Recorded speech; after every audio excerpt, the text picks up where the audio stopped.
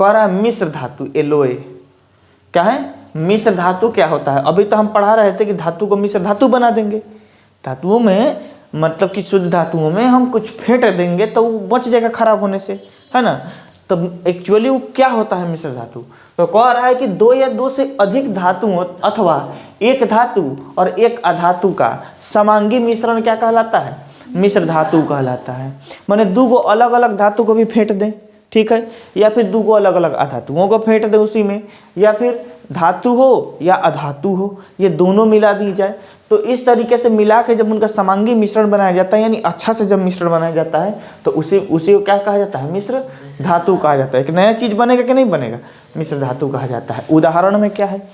उदाहरण में है पीतल। जैसे आप लोग पीतल देखते हैं पीतल के समान, तो पीतल किस चीज से बना होता है? तांबा से और जिंक से। किससे? तांबा से और जिंक से। इसे याद करने का सबसे अच्छा तरीका है पिताजी। क्या है? पिताजी। पी से पीतल, ता से तांबा और जी से जिंक। पी से पीतल हो गया, ता से तांबा और जी से जिंक यानी जस्ता। हो गया कि नहीं? पिताजी है कि नहीं? यानी पीतल किन किन से मिलकर बना रहता है? तांबा और अब तो नहीं भोर पर आएगा, है कि नहीं है? चलिए, तो पिताजी को नहीं भोर पर रहना है। हाँ, इना कि अपना अपना पिताजी के भोर पर आ जाइए। देखिए यहाँ पर ई पिताजी याद रह जाए, वो पिताजी भोर पर आ जाए ना, ना, वो पिताजी ऐसे होते हैं, ठीक है।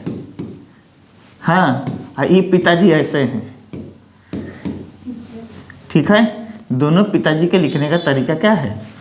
अलग अलग है। तो ये पिताजी भोर पर आ जाए, लेकिन ये पिताजी भोर नहीं पर आने चाहिए किसी भी हालत में, ठीक है।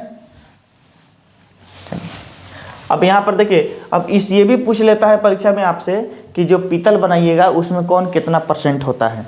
तो जो तांबा होता है वो 80% मिलाया जाता है। इसमें कितना मिलाया जाता है? 80%। और जो जिंक होता है वो 20% मिलाया जाता है। कितना मिलाया जाता है? 20% मिलाया जाता है। देख लीजिए यहाँ पर।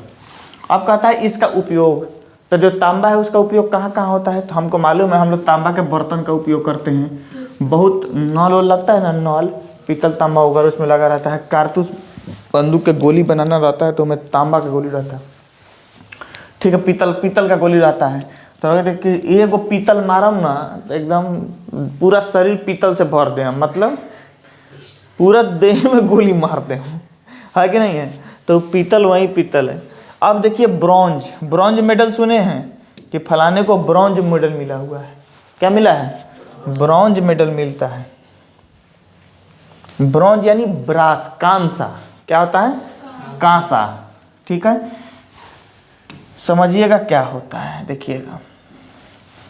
कांसा, रुक, इधर उधर भागता है। यहाँ देखो क्या है? ब्रॉन्ज, कांसा। ये कॉपर यानी तांबा इसमें 90% होगा और टीन इसमें 10% होगा।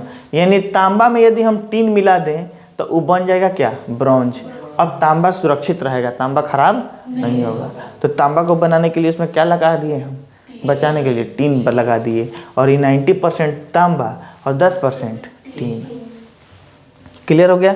अब देखिए आगे, इसका उपयोग कहाँ किया जाता है? इसका उपयोग मूर्तियों बनाने में, सिक्का बनाने में, जहाज बनाने में, मशीन बनाने में, ये सब चीज़ों में काम किया जाता है। इस सब का है ना, इन सब चीज़ों में इस्तेमाल किया जाता है।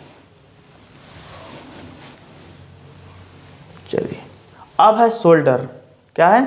सोल्डर। हम लोग देखते हैं कि सोल्डिंग दुकान पर करता है ना।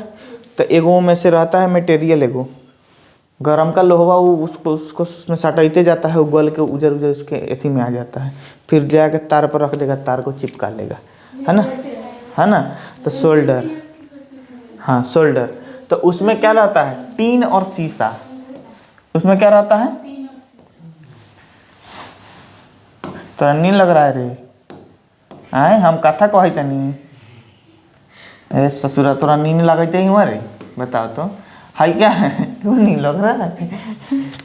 नहीं तो सूझ जो,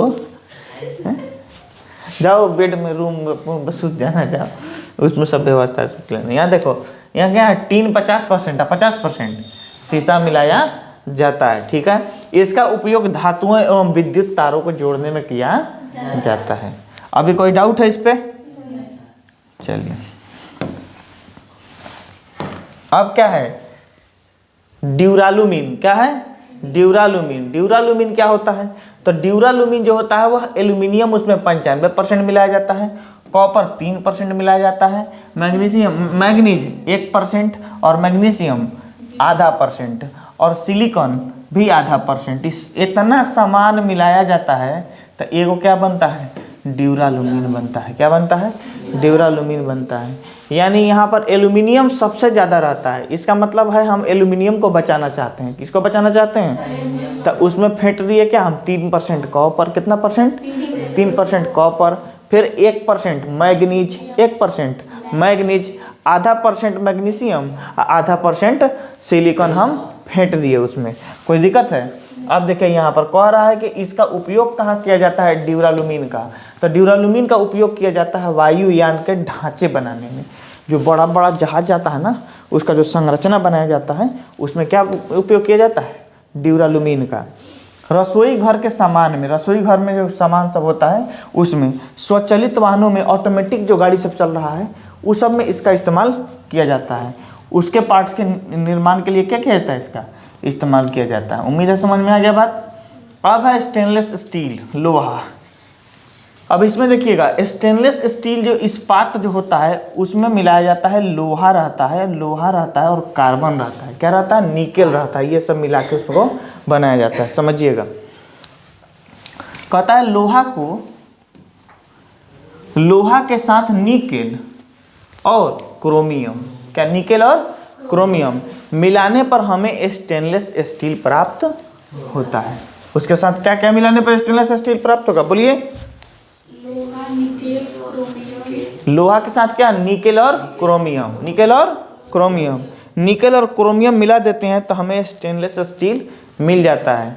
यानी अब लोहा में जंग नहीं लगेगा। आपके साइकिल का रिंग देखिए ना, साइकिल का रिंग में जल्दी जंग लगता है? कितना पानी धीरे धीरे बहुत समय बाद उसमें जंग लग जाता है। लोहा का काम, लोहा अपना क्वालिटी दिखा देता है। ठीक है, प्राप्त होता है। जो अत्यंत कठोर हो जाता है, क्या हो जाता है, इसमें जंग नहीं लगता है, इसमें जंग